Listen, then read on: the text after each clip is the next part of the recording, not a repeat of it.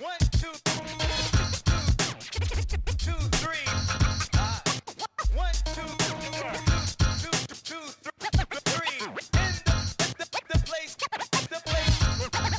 The place to be. The place. Check. The emergency rooms in the surrounding hospitals are being overcrowded by 30%. There are reports if this continues, people will not be able to get the medical treatment that they need, to say nothing of the problems and the increased problems that we face when we have to travel from the village, from Chelsea, all the way across town, all the way uptown. Are we going to stand for this? No! What do we want? Hospital! Where do we want it? Now! Where do we want it? Here! When do we want it? Now!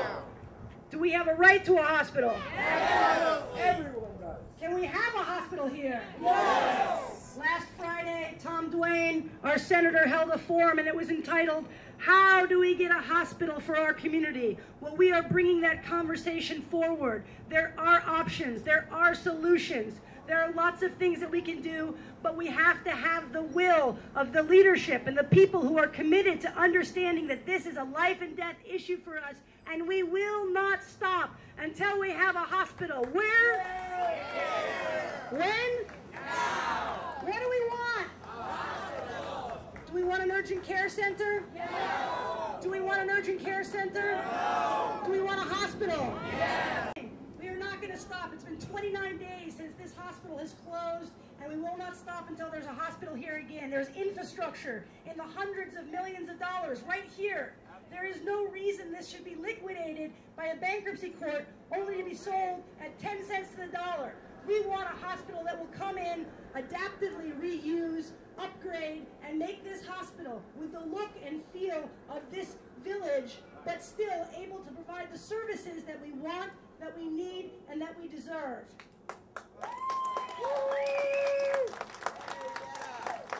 As I've walked around the neighborhood for the last several weeks organizing this and other events, I've spoken to many, many people, and I asked them, do you want a hospital? They say, of course. I have not heard one person in my neighborhood, one resident tell me, I'd rather have an urgent care center and 30 floors of residential luxury units go up.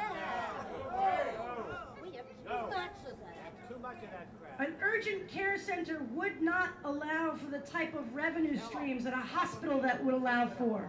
There is currently $550 million of U.S. Department of Defense open contracts that went into this hospital. Why can't we use that to make a new hospital? There are hundreds of millions of dollars of city, state, and federal funds that would go into a hospital that could not go into an urgent care center. But the most important thing is, how valuable are our lives? While it's absolutely certain that we can run a viable, financially solvent hospital here on the Lower West Side of Manhattan, more importantly, our lives are not for sale.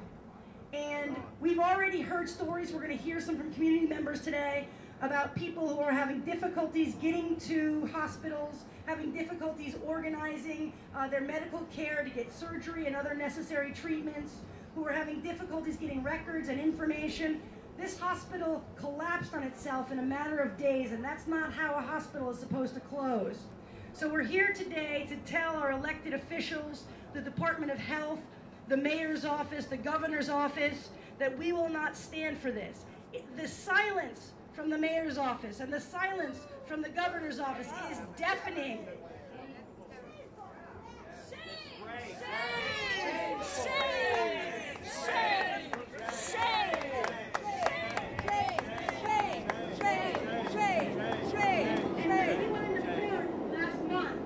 We hoped that just the realization that this was our lives and that this was an important public health and safety issue would move those in power to do something. But here we are, almost 30 days later, still no hospital, nothing. And where are they?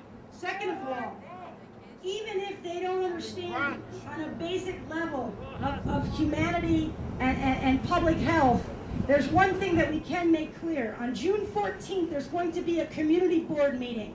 at the Little Red Schoolhouse. And what we need to make clear is that this hospital, this building, this property must stay zoned for only a hospital, for not residential.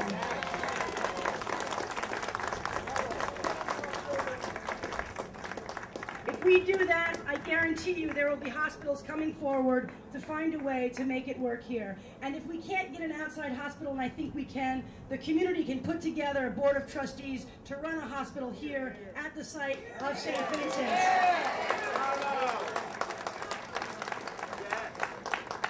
It's incredible to see this turnout. I want you to keep telling your friends. Obviously, I've talked to many of you. Each of you have brought a couple of friends today. You brought a couple more friends from the last meeting we had. We're going to come together on June 14th, so put it in your calendar, tell a couple of your friends, and bring them all out to the community board. We'll send more information, and we're circulating flyers now. So thank you on this hot, hot Saturday Memorial Day weekend.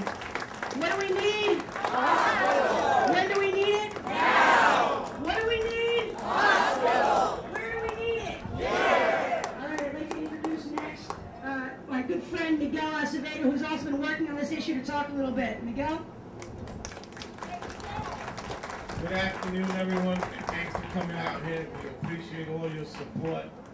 Yet it hit a lot of issues, but we need to continue to fight. The governor, the local elected officials, they're telling us that there's no money. There's money to put Monahan Station, a new one. There's money for 2nd Avenue subway. How could you say there's no money for a hospital in this community that serves so many of us? I'm tired of the lies coming from the electeds all over. The federal government has the money. They need to put a hospital in this community.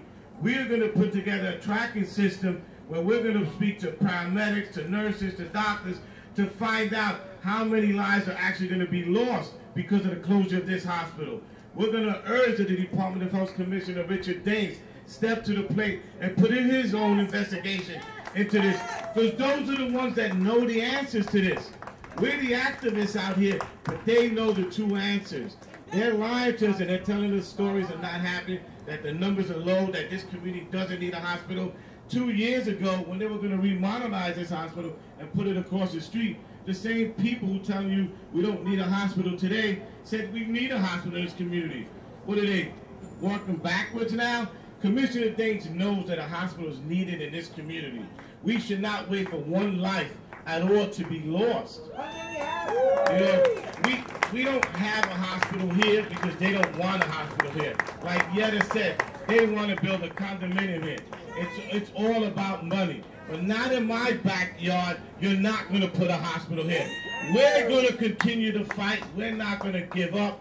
Call the governor, harass him and harass him until he says, Miguel, we'll sit down with this community. We'll bring you what you deserve, a hospital. I was at Bellevue Hospital today. A kid fell down.